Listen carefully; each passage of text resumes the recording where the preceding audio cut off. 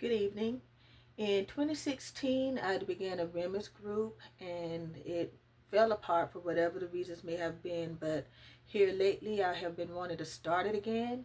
So, yesterday, I was able to present my idea and it's a go. So, I'm trying to figure out how I want to flesh it out.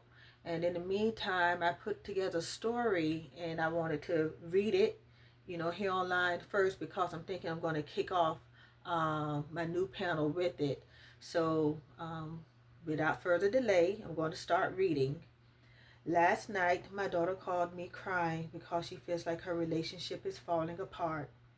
We had a good talk about love, relationships, and our faith as a family when it comes to both. I started this toward the end of our talk when my daughter said I was strong because she knows what I went through, not only as a young mother, but as a wife. I was 19, coming up on 20, and 2 months pregnant with my son when I married May 1995. We both went into the military, he to the Marines in North Carolina, and me to the Air Force in Texas. A little backstory. I got hurt in basic training, and I wasn't immediately sent home because they wanted to return me to training, which kept me on base almost 2 full months longer.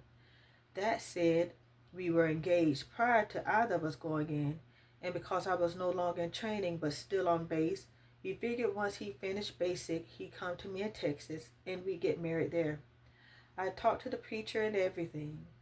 Now, we were still using snail mail, so I'd written to him and said it was a go, but by the time he got the letter, I was finally able to go home. I got home and within a week, he sent for me, and I was on my way to North Carolina for the weekend. I remember my dad telling me, don't come back pregnant, and that didn't happen. I was working at daycare I was working at a daycare when I realized my cycle was late. I had a friend take me to get an OTC pregnancy test, went to the bathroom, and the line showed instantly. I was freaked out.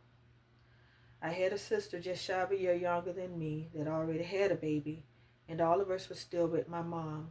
She knew I was pregnant before I did, but kept it. I went to a clinic to confirm, and the rest is my son, Lord Will, turns 30 this December. All of this was March 1995. Fast forward to May, my now ex-spouse had finished MOS school, came to Florida, and while I don't remember when we got our marriage license, we married a couple of days after him getting here. Keeping it simple, we went to the courthouse but took the opportunity to get married at the park across the street, so we had onlookers.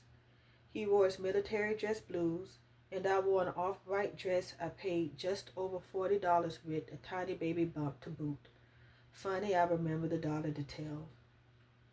Our ceremony was maybe all of 10 minutes for what I was taught to believe and still hold to a lifetime commitment to death do us part.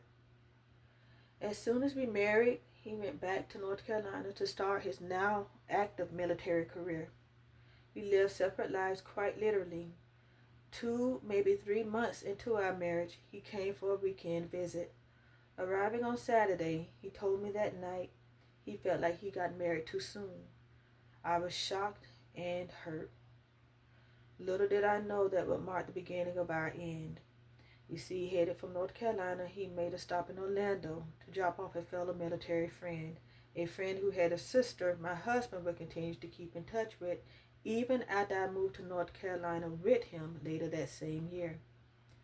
He had the best of both worlds. The two of us were married, separating, and getting back together over the course of 7 years. And if anyone is wondering whether or not there were other girls after the friend's sister, there were.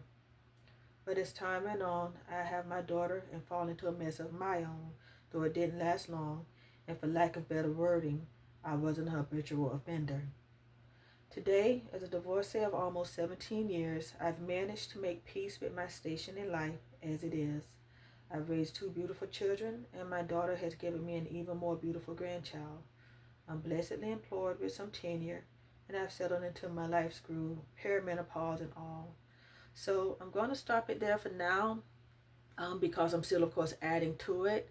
But I had reached out to my sister, and she gave me some topics like to kind of break it down.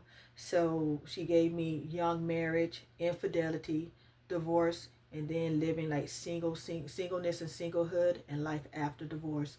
So I'm, you know, just trying to structure it better, but you know, I'm just happy to have a starting point. And again, I presented it yesterday, like my idea of trying to get my women's group started again. And they even mentioned, you know, not just, you know, singleness and singlehood, but even grief. So different matters of a woman's heart. So that's pretty much where I'm at with it right now. And again, I do still have more that I'm adding. And yeah, I'm also, I may add some scriptures to it going forward, like, you know, why we believe what we believe. But I'm just going to keep it simple, you know, for now with this. And I try to, you know, add to it at least maybe once a week, just to kind of, you know, give myself some room and really see if it how it comes together. So that's what I have for now, and until next video.